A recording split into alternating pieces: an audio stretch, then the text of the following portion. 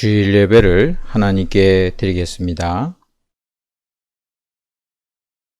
여호와께 감사하라. 그는 선하시며 그의 인자하심이 영원하미로다. 아멘.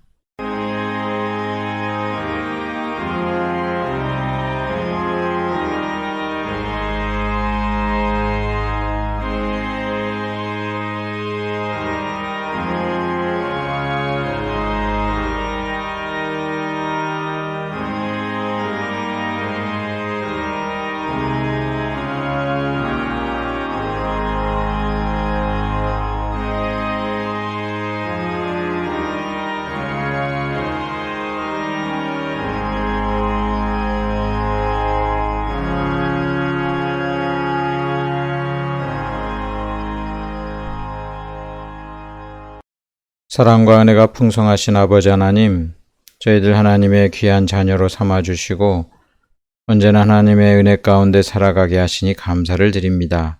이 시간 예배 드리오니 하나님 홀로 영광 받으시며 저희들에게 한없는 은혜를 베풀어 주시옵소서. 예수님의 이름으로 기도드리옵나이다. 아멘.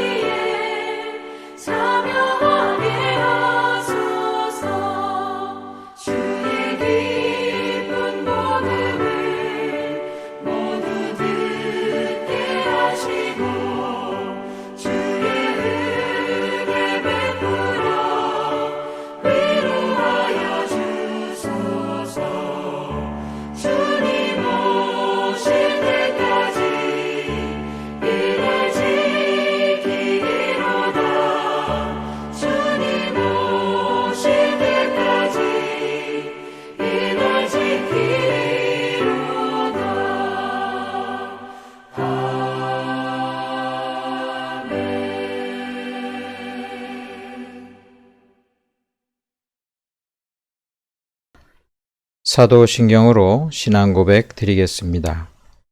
전능하사 천지를 만드신 하나님 아버지를 내가 믿사오며 그 외아들 우리 주 예수 그리스도를 믿사오니 이는 성령으로 잉태하사 동정녀 마리아에게 나시고 본디오 빌라도에게 고난을 받으사 십자가에 못 박혀 죽으시고 장사한 지 사흘 만에 죽은 자 가운데서 다시 살아나시며 하늘에 오르사 전능하신 하나님 우편에 앉아 계시다가 저리로서 산자와 죽은 자를 심판하러 오시리라. 성령을 믿사오며 거룩한 공예와 성도가 서로 교통하는 것과 죄를 사하여 주시는 것과 몸이 다시 사는 것과 영원히 사는 것을 믿사옵나이다. 아멘. 한 주간 하나님의 은혜에 감사하는 기도 드리시고 또 우리나라와 민족이 하나님 은혜 가운데 더욱 발전하기 위하여 위정자를 위해서 기도해 주시고 우크라이나 전쟁이 속히 그쳐서 평화가 임하게 해달라고 기도해 주시고 이 땅의 모든 전염병이 물러가고 속히 함께 예배 드릴 수 있도록 우리 시간 다 같이 함께 기도 드리겠습니다.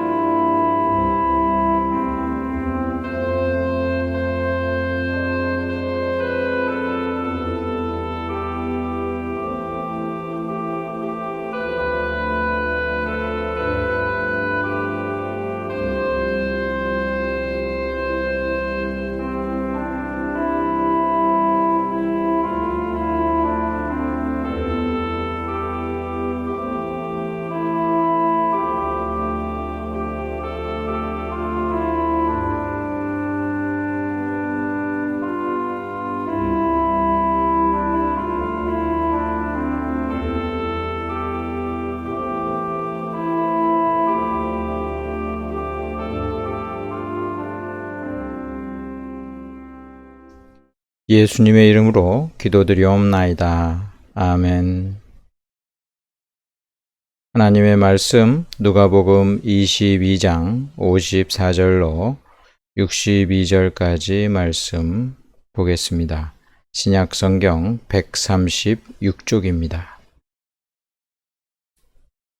누가복음 22장 54절부터 봉독하겠습니다.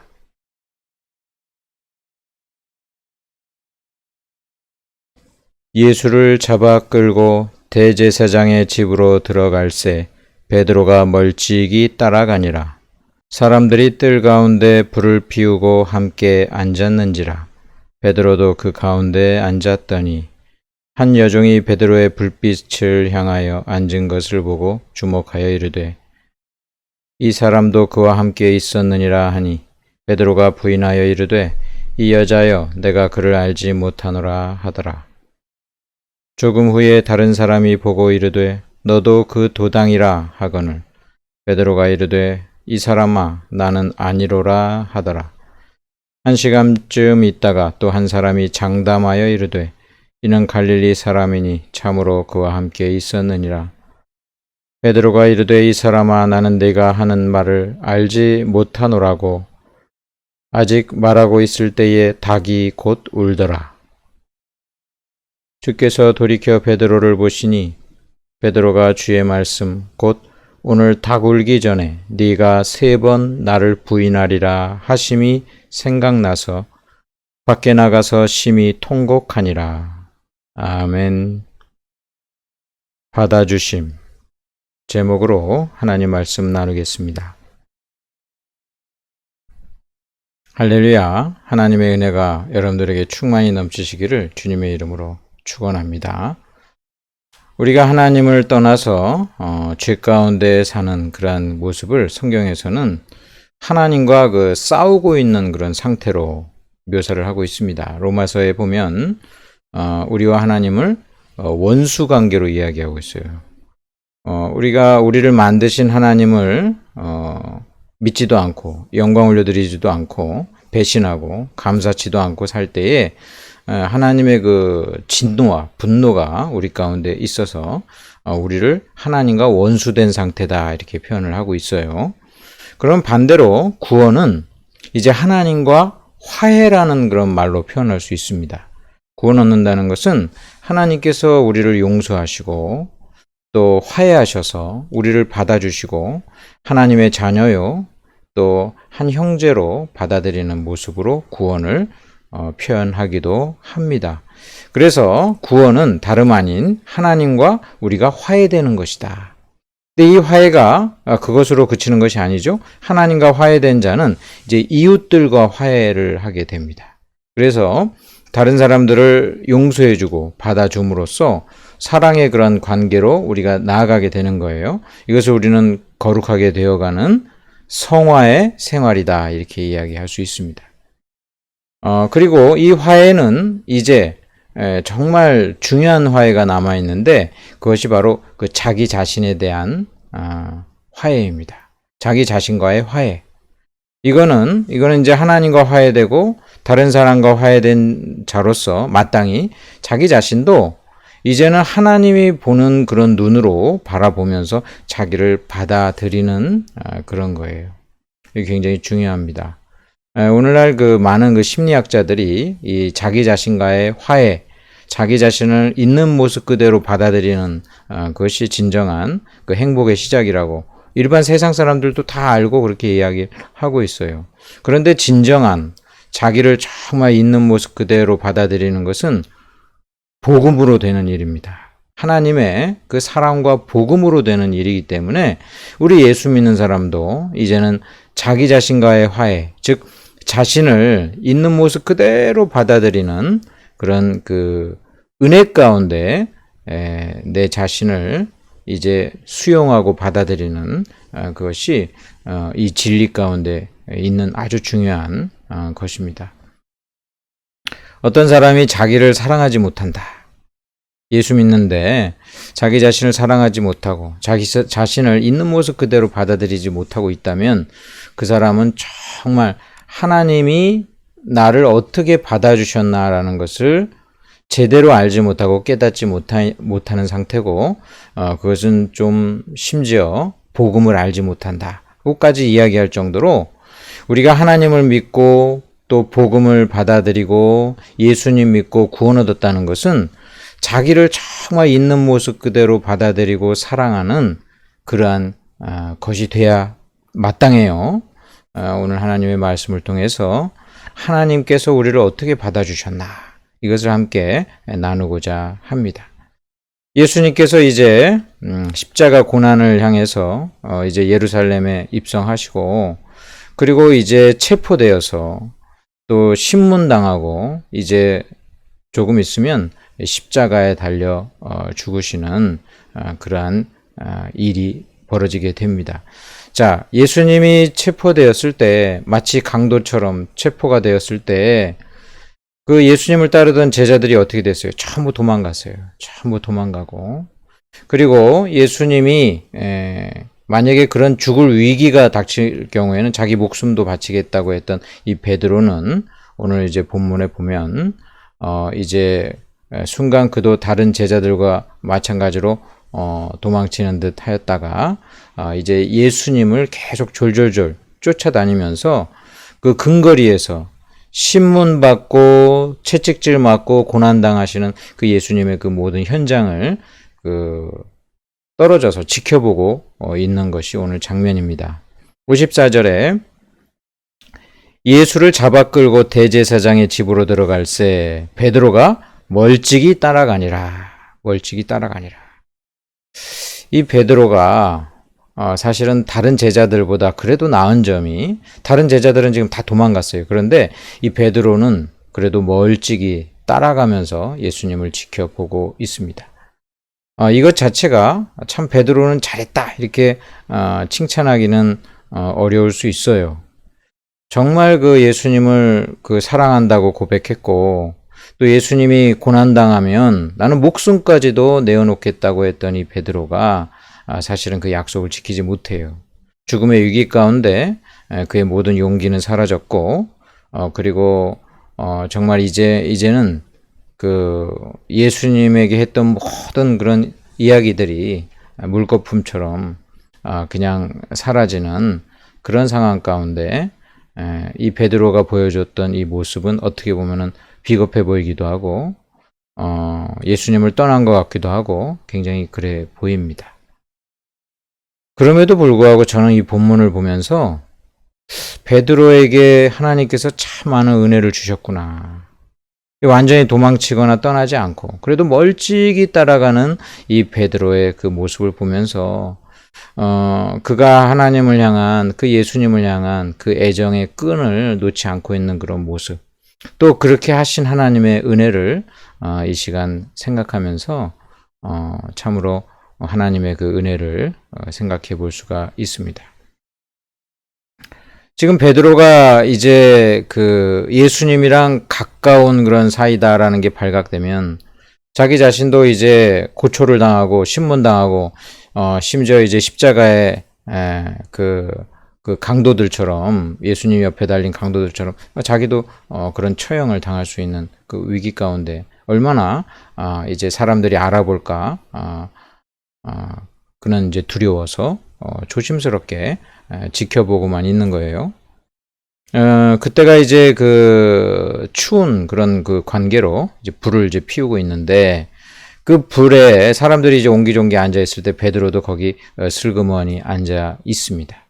마치 저 사람이랑은 나랑은 아무 상관이 없어. 아무 관계가 아니야. 이런 모습을 더 잘 드러내기 위해서 그런 그 모습을 보이는 것 같기도 합니다. 요즘은 뭐 잘 그럴 일이 없지만 옛날에 그 난장 그런 그 들판에 보면은 그 드럼통에다가 그냥 불을 피우는 경우가 있죠. 이렇게 막노동을 한다든지 그런 경험이 있으시다든지 또는 이제 남자들은 이제 예비군 훈련 같은 경우 옛날에 가면은 그 드럼통에 불 피우는 경우가 있어요. 그러면 뭐 알지도 못하는 사람들이 그냥 3, 4, 5 모여가지고 불을 쬐죠. 불을 쬐면서 서로 힐끗힐끗 보죠. 저 사람은 뭐 어떤 사람일까? 힐끗힐끗 옆에 있는 사람들은 지켜보는 그런 경험들이 그 생각이 좀 나는 장면입니다. 그 베드로도 이제 나는 그냥 그 예수님이랑 전혀 상관없는 그런 자처럼 거기서 마음을 그 조바심을 갖고 그러나 예수님을 계속 지켜보고 있는 모습을 봅니다. 만약에 사람들이 알아채면 언제든지 도망할 수 있는 그런 채비는 딱 두고 그리고 예수님이랑은 딱 거리감을 둔 채 있는 거예요. 오늘날 많은 사람들이 베드로의 그런 모습처럼 신앙생활할 때 많아요. 예수님이랑 너무 가까워 보이면 사람들에게 무시당하고 또 핍박도 당할 수 있으니까 오늘날 뭐 어디 가서 예수 믿는다 그러면 좋아해요? 결코 좋아하지 않을 거예요. 그러니까 사람들이 꺼리끼는 거죠. 베드로의 모습처럼 어느 정도 적당히 거리를 두는 거예요. 마치 예수님이랑 상관이 없는 것처럼 거리를 두고 언제든지 피할 수 있는 그런 여지를 마련하는 것입니다. 그 당시에 베드로의 모습뿐만 아니라 니고데모도 그랬죠. 밤중에 몰래 찾아옵니다. 혹여나 다른 사람들이 내가 예수님에 대해서 관심을 갖고 또 혹여나 내가 신앙생활하는 거, 내가 교회 다니는 거 들킬까봐 겁내는 것 같은 그런 신앙의 그런 모습들 성경의 시대뿐만이 아니라 오늘날도 그대로 있습니다. 사실 예수님 믿는다는 것이 드러나서 뭐 좋을 게 없어요. 뭐 사람들이 나를 다른 잣대로 볼 것이고 그리고 그에 따른 그 다른 눈으로 바라볼 것이고 굉장히 그럴 그 위험성이 뻔하죠. 불편합니다. 불편해요. 그래서 오늘날은 많은 이들이 예수 믿는다는 거 그렇게 드러내고 싶어하는 사람이 많지는 않을 것 같아요. 이런 모습을 보면서 내가 정말 나를 정말 목숨까지 바쳐서 사랑하시는 그 예수님, 우리 하나님의 그 사랑에 대한 정말 내가 그 믿음이 있는가? 또는 거기에 대한 내가 정말 하나님을 사랑하는 마음이 있는가? 그것을 우리가 돌이키게 됩니다. 하나님을 사랑한다면 사실은 드러내고 싶죠. 핍박이 두렵지 않아요. 세상 사람들의 무시가 두렵지 않아요. 그래서 그 은혜를 충만히 받으면 우리가 옛날에는 노방전도 했지 않습니까? 노방전도 하고 길거리에서 기타 치면서 저도 그랬지만은 기타 치면서 찬양하고 사람들이 나를 무시할 거 뻔히 알아요. 어떤 사람은 그 찬양하고 있는데 앞에서 조롱합니다. 그래도 전혀 개의치가 않아요. 그냥 그 하나님에 대한 사랑을 드러내고 싶어요. 드러내고 싶어요. 그런 그 모습이 우리 가운데 그 있었던 그런 그 과거형으로 그러한 그 모습이 우리 가운데 있었을지라도 의기소침하게 신앙생활을 하면서 살 때가 아주 많습니다. 베드로 같은 모습이죠. 베드로 같은 모습이에요. 근데 그래도 저는 이 본문을 보면서 베드로의 모습을 통해서 내 자신의 모습, 또 우리 성도들의 어떤 모습을 보는데도 그래도 이 가운데 하나님의 은혜가 저는 보이고, 또 멀찍이라도 그래도 완전히 떠나지 않는 이 베드로의 모습을 통해서 소망과 희망을 보게 됩니다. 하나님께서 베드로에게 그나마 완전히 떨어져 나가지는 않도록 계속 그 멀찍이지만 그래도 예수님 바라보는 그 근처에서 다른 사람들 의식하면서 조바심 가운데 있지만 그래도 그러한 믿음을 주시고 그 끈을 끊어버리지 않게 하셨다는 것이 얼마나 감사한 일인지 몰라요. 누가복음 15장에는 그 유명한 돌아온 탕자 이야기가 나옵니다. 이 둘째 아들을 탕자라고 부르는 이유는 그냥 아들이 아니잖아요. 매우 불손해요. 아버지가 지금 돌아가셔가지고 자연스럽게 유산을 나눠주는 그런 것이 자연스러운 것인데 아버지 지금 멀쩡하게 살아계시는데도 유산 나눠달라고 이야기합니다. 그리고 이 탕자는 이 가진 유산 가지고 뭐 건전하게 뭐 좋은 뭐 사업을 하거나 어떤 그 좋은 일을 한 게 아니라 탕진해버리죠.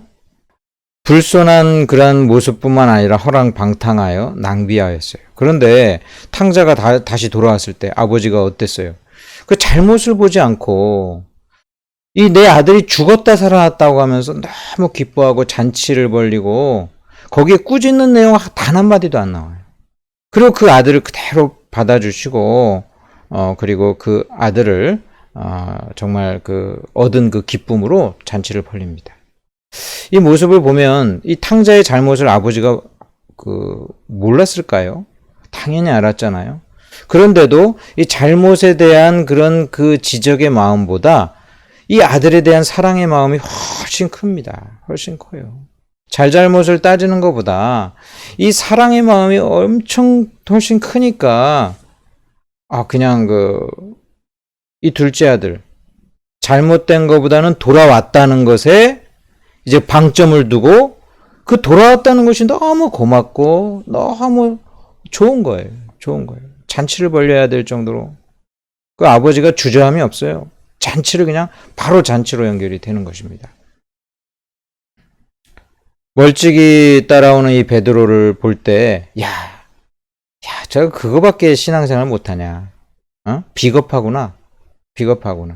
멀찍이 떨어져가지고 사람들 틈에서 어떻게든지 도망할 수 있는 그런 그 채비를 차리는 이 비겁한 이렇게 바라보지 않고 그래도 멀찍이라도 따라오는 그 모습을 보고 긍휼히 여기는 그 하나님의 마음, 우리를 사랑하시는 그 마음, 우리가 하나님 앞에서 정말 사랑하지 못하고 불충한데도 하나님이 우리를 얼마나 사랑하시는가, 우리는 그런 모습을 보면서 하나님 앞에 배은망덕한 내 자신의 그런 모습에도 불구하고 나를 사랑하시는 그 하나님의 은혜를 우리가 보시기를 간절히 바랍니다.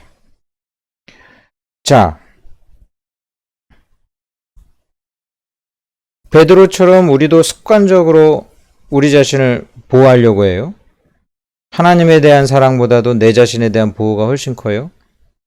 경우에 따라서는 그래서 어떻게든지 하나님과 멀찍이 멀리 떨어져서 살려고 합니다. 그 가운데 이제 위기가 닥쳐요.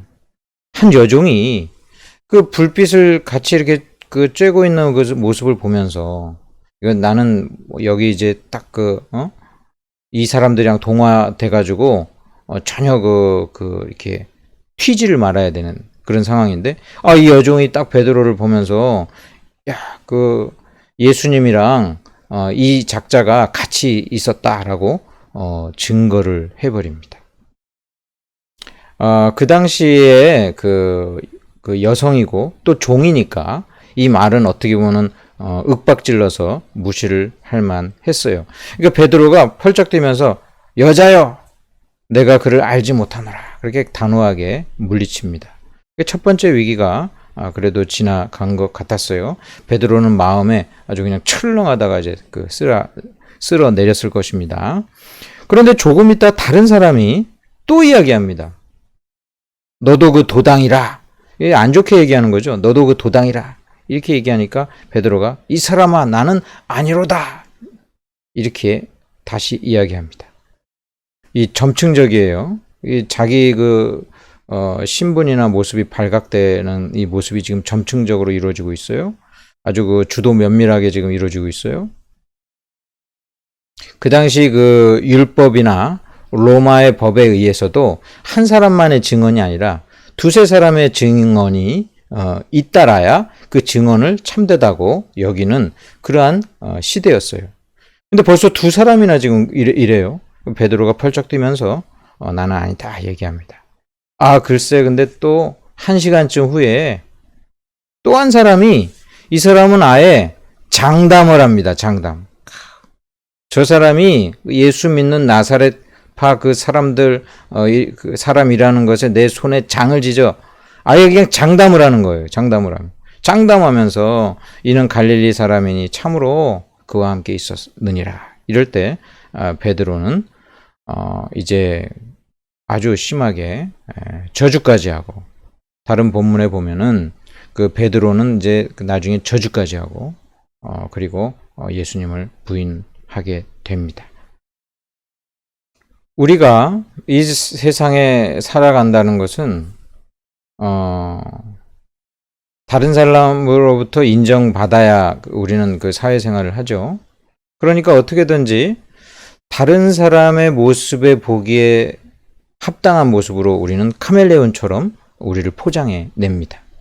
난 좀 괜찮은 사람, 그리고 나는 뭔가 도움이 되는 사람, 그리고 나는 실력 있는 사람, 그리고 나는 착한 사람, 선한 사람, 뭐 어떻게든 아무튼 포장을 해가지고 다른 사람들로 하여금 아주 사회의 구성원으로 잘 받아들일 수 있도록 우리 자신을 포장을 합니다.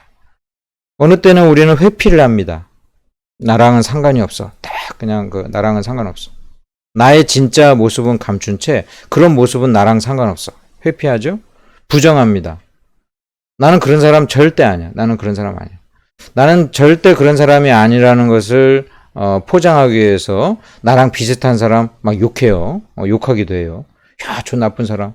나는 그런 사람 아니라는 거죠. 사실 자기도 그런 부류일지 모르는데 부정해요. 나는 그런 사람 아니다라는 거죠. 또 왜곡시킵니다. 나는 다른 사람이야. 나는 다른 사람이야. 당신들이 생각하는 그런 사람 아니야. 내 모습에 있는 어떤 자기 자신을 갖다가 그냥 왜곡시켜버려요. 왜곡시켜. 그리고 포장해요. 위선으로 나가는 거예요. 나는 결국은 좋은 사람이야. 이렇게 위선을 합니다. 만약에 사람들이 나의 진짜 모습을 본다면, 나의 정말 진짜 아무도 없는 그런 곳에서 하는 나의 그 진짜 모습, 진짜 생각을 알 때 그 사람들이 어떻게 나를 생각할까?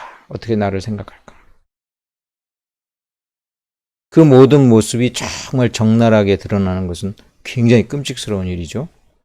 그러면 이제 사람들이 나의 본 모습을 보게 되면 나를 받아들이지도 않을 것이고, 나를 욕할 것이고, 나는 웃음거리가 될 것이고, 여러 가지 그런 이유를 생각할 때 그것은 너무나 끔찍한 일이에요. 끔찍한. 그래서 우리는 우리 자신을 갖다가 어떻게든지 제대로 된 나의 진짜 모습을 보이는 것을 감춥니다. 신앙인들이 더 그럴 때가 많습니다. 신앙인들이 더 그럴 때가 많아요. 교회 생활하면서 신앙도 인정받아야 되겠고, 다른 사람들이, 야, 저 사람 믿음 없어. 이럴까봐 굉장히 우리는 두려워요. 신앙도 있어야 되고, 또 하나님 말씀대로 살고, 바르고, 착하고, 거룩하게 살아야 되니까, 그런 모습으로 비추기를 우리는 정말 원하기 때문에, 특히 목사거나 직분자거나 교회 리더자인 경우는 훨씬 더 그래요. 그러니까 훨씬 더 위선적으로 살아가기가 쉬워요. 사실 그 정도의 수준은 아니고 또 우리도 신앙이 낮아질 때도 있고 굉장히 그러는데요. 아직도 내가 성화되지 않아가지고 죄악된 모습들 많이 있는데 그거 어떻게든지 남이 봐선 절대 안 되니까 위선적으로 되어질 때가 많습니다. 신앙인들이 그래서 오히려 대놓고 죄 짓고 사는 사람보다 훨씬 더 위선적으로 살 때가 많이 있습니다. 우리는 그런 실제 내 모습이 드러나는 것이 너무나 두렵습니다. 그러니까 이 베드로의 모습은 남일이 아니에요. 남일이 아니에요. 야, 이 베드로의 모습이 남일이 아니에요. 근데 베드로가 이렇게 3번 부정했을 때 닭이 울었습니다. 닭이 울었어요. 이 닭은 옛날에는 알람 역할을 했죠. 알람. 닭이 딱 울면은 이제 동이 트는구나. 지금 몇 시구나. 이거 사람들이 알았어요. 닭은 알람의 기능을 하죠. 닭이 딱 울 때 베드로는 그때 깊이 이제 충격적으로 깨닫게 되면서 주님의 말씀이 생각났습니다. 예수님이 미리 말씀하셨어요. 네가 닭이 울기 전에 3번 나를 부인할 것이다. 3번 나를 부인할 것이다. 주님께서 미리 말씀하신 대로 이 닭이 딱 오니까 예수님이 자기 자신이 지금 3번 주님을 부인하는 그런 신앙 없고 비겁하고 정말 파렴치한 그런 모습의 사람임을 이제 그냥 자기 자신을 보게 된 거예요. 여러분, 우리가 정말 자기 자신을 갖다가 진짜 보게 되면은 우린 그 충격에 아마 정말 심하면 정신질환까지도 걸릴 거예요. 충격에. 자기 자신을 정말 제대로 보면, 정말 깊이 본다면 정말 그 충격은 이루 말할 수가 없을 거예요.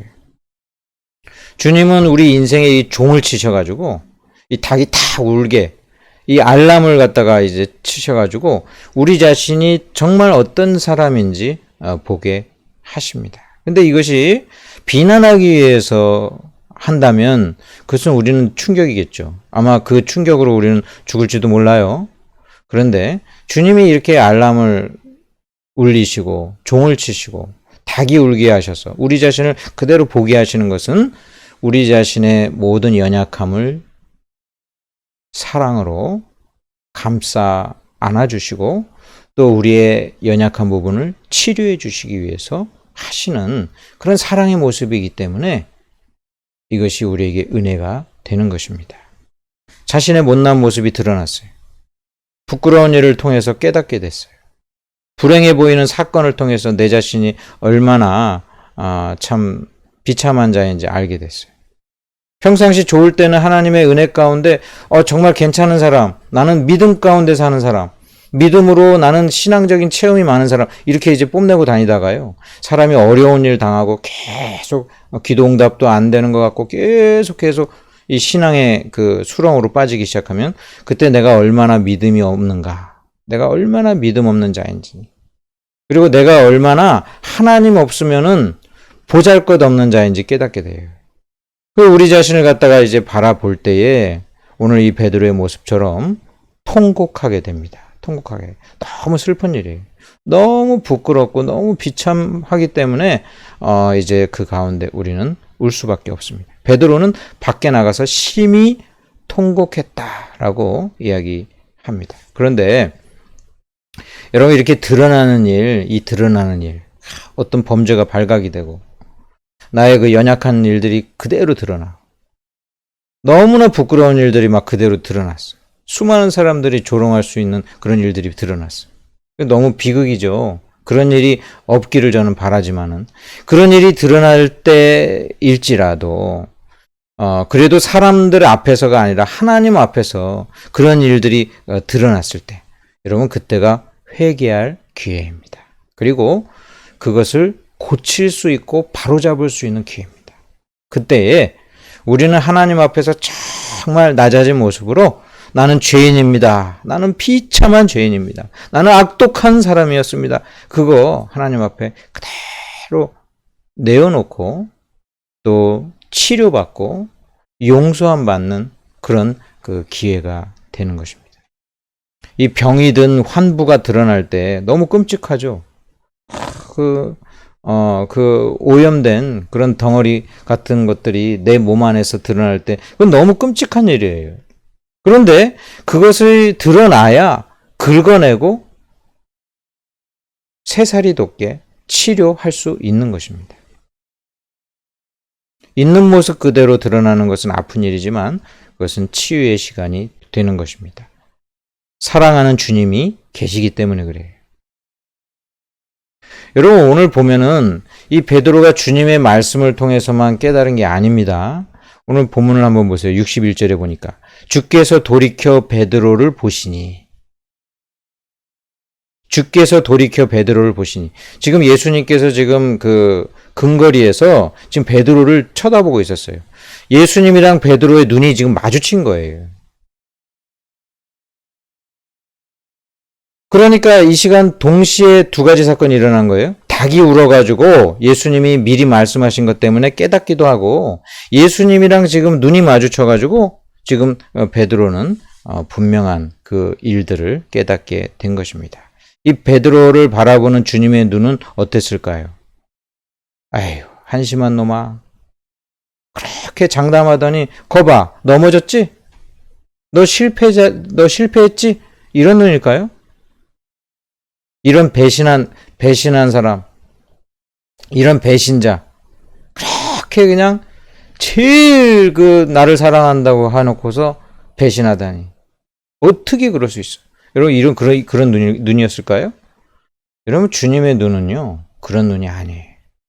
주님의 눈은 우리를 사랑하시는 긍휼의 눈입니다. 첫 번째는 주님의 그 눈은 나를 정확하게 보시는 그러한 진리의 눈입니다. 그 주님의 눈을 봤을 때 베드로가 주님이 미리 말씀하셔가지고 믿음 떨어지지 않기 위해서 기도하셨다고 하셨는데 그 주님의 눈을 통해서 자기의 죄를 정확히 깨달았죠. 나의 약점, 나의 병든 곳이 정확히 무엇인지는 주님의 눈을 통해서 깨닫게 돼요.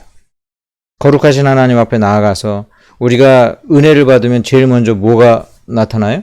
내 죄에 대해서, 내 더럽고 그 추악한 그 죄가 그냥 쫙 드러나요. 주님이 말을 안 해도 주님은 진리의 빛이니까 우리가 하나님께 딱 나아가지고 성령의 충만함을 받자마자 제일 먼저 깨닫는 게 뭐예요? 내 죄가 그냥 그대로 드러나가지고 엉엉 울면서 회개하게 되는. 예수 믿는 사람들이요, 하나님 믿을 때 제일 일어나는 일이 뭡니까? 통회 자복하는 거 아닙니까? 우리가 죄인입니다. 내가 얼마나 죄인인지 모릅니다. 막 울고 막 통회 자복하게 되는 거예요. 이 주님의 눈은 진리의 눈으로서 정확하게 보시는 것인데 이것이 바로 정죄를 하기 위한 것이 아니고 죄를 깨닫게는 하시지만 그것을 치료해 주시려는 주님의 그 사랑을 느끼는 그 눈이에요. 그러니까 그냥 죄만 드러나는 게 아니라 그럼에도 불구하고 용서하시려는 그 주님의 사랑의 그 눈빛을 우리가 보기 때문에 그 사랑 가운데 더 우리가 엉엉 울게 되고 통곡하고 그리고 그 사랑으로 나아가게 되는 것입니다. 우리를 고치시려는 사랑의 눈, 긍휼의 눈입니다. 긍휼의 눈. 이 긍휼이 정말 숭고한 사랑이에요. 이 긍휼은 불쌍히 여기는 건데 이것은 사랑의 다른 말이에요. 어떤 경우에 불쌍하게 보는 게 사랑이랑 다르다. 뭐 그런 얘기 남녀 간에 그런 얘기를 하기도 하는데 사실은 이 긍휼히 여기고 불쌍히 여기는 게 사랑의 아주 중요한 속성 중에 하나입니다. 어떤 사람을 사랑하잖아요. 그 사람이 불쌍합니다. 정말 이 불쌍한 이게 그냥 뭐 도와줘야 되겠다 이런 차원이 아니라 그를 정말 연민을 하고 그리고 불쌍히 여기고, 그래서 그를 도와주고 싶고, 또 그를 지탱해 주고 싶고, 어떻게든지 그와 그 고통을 함께 하려는 그런 것이 이 진정한 그 사랑 가운데는 이 불쌍히 여기는 게 있어요. 그게 바로 긍휼입니다. 주님은 우리를 불쌍하게 보십니다. 정죄 차원이 아니고 사랑 차원에서 보신다는 거예요. 나를 비우기 위해서 보시는 게 아니라 불쌍히 보시면서 어떻게든 고치시려고 하시고, 그리고 결국은 그것을 주님이 희생해서까지 우리를 구원하시고 치유해 주시려는 그런 긍휼의 눈인 거예요. 그렇기 때문에 주님이 돌이켜 베드로를 보았을 때 이 베드로는 정말 만감이 교차했을 것입니다. 여러분, 주님이 왜 이전에 당 이야기를 하셨나요? 당 이야기를 왜 하셨을까? 이 당 이야기로 한번 되돌아가 볼까요? 닭 울기 전에 네가 3번 부인하리라 하는 말씀. 누가복음 22장 34절 이전에 32절에 이런 말씀이 나옵니다. 누가복음 22장 32절. 그러나 내가 너를 위하여 네 믿음이 떨어지지 않기를 기도하였노니 너는 돌이킨 후에 내 형제를 굳게 하라. 여기 뭐가 나오냐면, 자, 베드로가 이제 부인할 것에 대해서 그 다음에 이제 이야기를 해요. 근데 그 전에 뭘 얘기하냐면, 내가 너를 위하여 네 믿음이 떨어지지 않기를 기도하였다. 너를 위해서 기도한다. 자, 너는 돌이킨 후에 내 형제를 굳게 하라. 돌이킨 후에. 야, 네가 3번 나를 부인하고 너는 이제 신앙이 나락으로 떨어질 거야. 그러지 않기 위해서 내가 너를 위해서 기도를 하였지만, 그런 일이 난 이후에 너는 회개하고 돌이키게 될 것이다. 돌이킨 후에는 네 형제를 굳게 하라. 사명까지 주시는 거예요. 자, 이거는 베드로가 지금 범죄할 거를 아시고 기도도 해주시지만 범죄 이후에 회개할 것도 아시고, 회개한 이후에는 너처럼, 아니 너보다도 더 못한 그 도망친 제자들, 네가 그럼에도 불구하고 하나님이 사랑하신다는 것을 알려라. 그래가지고 너가 사명자로 다시 세워지는 것처럼 다른 그 형제들도 다시 세워라. 이게 그럼에도 불구하고의 사랑을 전하라는 것입니다. 그리고 알라는 것입니다. 하나님은 배신자인 베드로도 사랑하시고, 그럼에도 불구하고 사랑하시고, 우리의 적나라한 죄악에도 불구하고 사랑하시고, 있는 모습 그대로를 받아주신다는 거예요. 있는 모습을 그대로 받아주신다. 너의 연약함을 다 알고 받아주신다. 여러분, 복음은 이래서 그 복음이고, 은혜는 이래서 은혜인 거예요.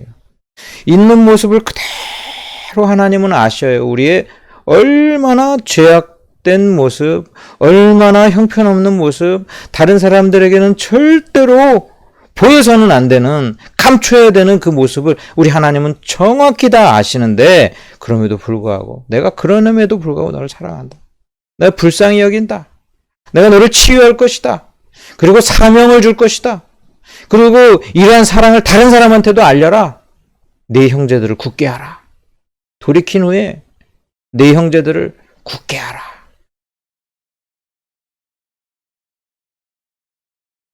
여러분, 하나님께서는 우리를 그대로 받아주십니다. 있는 모습 그대로 받아주시는데, 이게 다른 이유가 아니에요. 사랑하기 때문에 그래요. 사랑하기 때문에 우리를 있는 모습 그대로 받아주십니다. 그러니까 여러분들도 여러분들을 하나님께서 받아주신 것처럼 받아주셔야 됩니다. 우리의 있는 모습 그대로, 이게 우리는 죽을 때까지 위선을 버리지는 못할 거예요. 어느 정도의 위선은 버리지를 못할 거예요. 다른 사람들은 나를 그렇게 받아줄 수 없다라는 거 우리 아니까. 근데 우리 하나님은 달라요. 하나님은 달라요. 하나님은 우리 있는 모습 그대로를 받아주시니까요. 그 사랑을 믿고 구원받은 자들은 이제 우리 자신을 받아줘야 돼요. 야, 난 죄인이구나. 그런데도 하나님 날 사랑하셨어. 야, 나는 뭐 충성스럽지가 않아. 그런데도 하나님이 나를 다시 받아주시고 다시 일하도록 사명을 주시는구나. 나는 형편없는데 하나님 그거 다 아심에도 불구하고 나를 선택하시고 구원하셨구나. 그러니 나도 이제 나를 받아들이자. 나의 못난 부분을 받아들이자. 나의 그 추악한 부분을 하나님의 은혜의 그 눈과 그 사랑과 긍휼의 눈으로 이제는 바라보자. 우리 자신을 받아들여야 우리가 다른 사람들도 받아들일 수 있어요. 야, 나 같은 놈도 하나님이 사랑하시는데, 야, 당신도 나랑 동일한 연약한 자구나. 자신을 받아들여야 다른 사람도 받아들일 수 있어요. 옛날보다 덜 화가 나고요.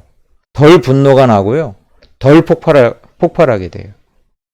우리 자신을 하나님이 그대로 받아주신 것처럼 받아들이시면서 여러분 자신과 화해하시고 여러분을 사랑하시는 그 하나님의 사랑의 눈으로 여러분들 자신을 사랑하시기를 주님의 이름으로 축원합니다.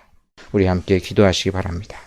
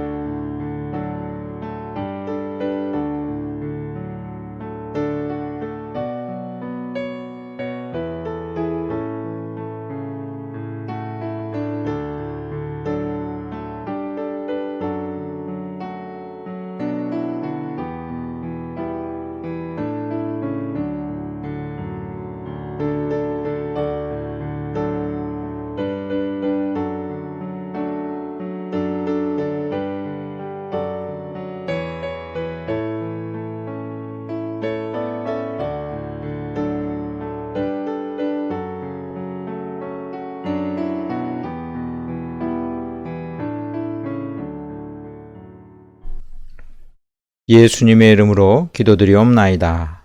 아멘.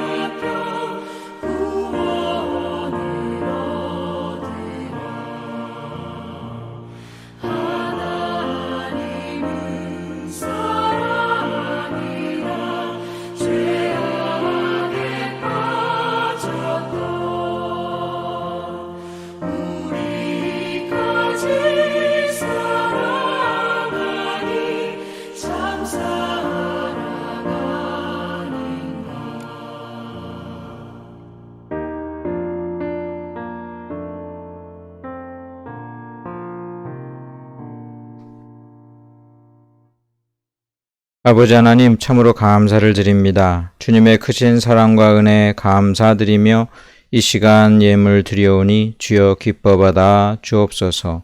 11조 감사헌금, 추정헌금, 사연을 담아 기도를 담아 하나님께 드립니다. 아버지 하나님 홀로 영광 받으시며 이 땅에서 하나님과 동행하며 살게 하시고 주님의 귀한 말씀 이루게 하시며 하나님이 주신 크신 사랑과 은혜를 감사하며 감격하며 이 사랑을 다른 형제 자매들에게도 나누는 귀한 은혜 있게 하여 주옵소서.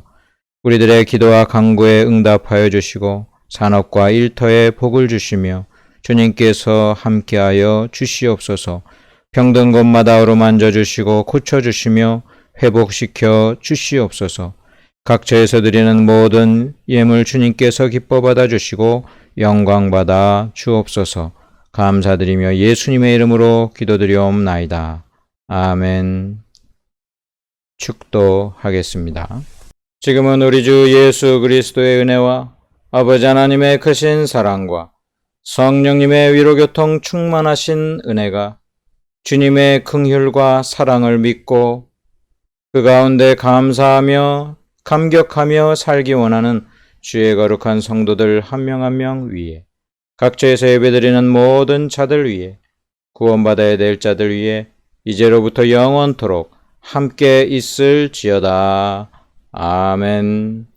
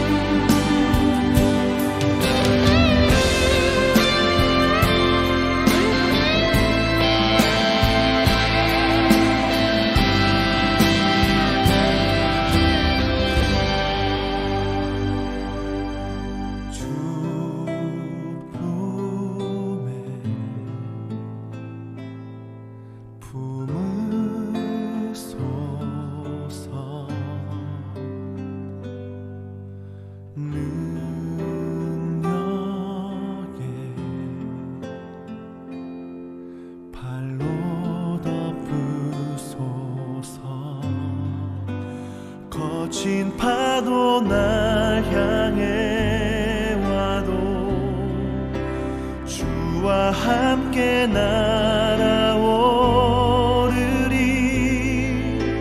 폭풍 가운데 나의 영혼 잠잠하게 주를 보리라.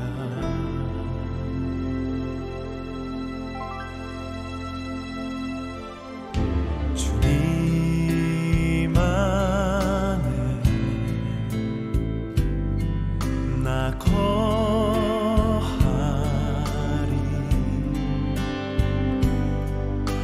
주 능력 나 잠잠히 믿네. 거친 파도 날 향해 와도 주와 함께 날아오르리. 폭풍 가운데 나의 영혼 잠잠하게 주를 보리라. 거친 파도 날 향해 와도 주와 함께 날아오르리.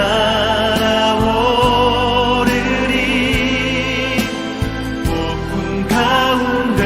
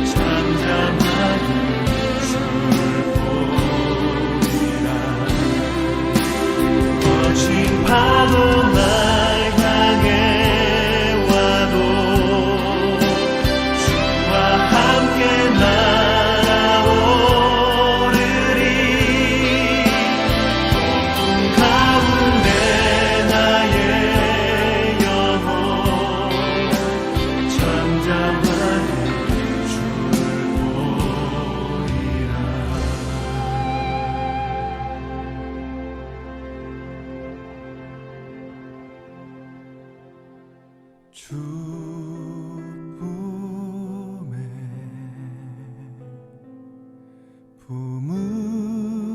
품으소서 능력에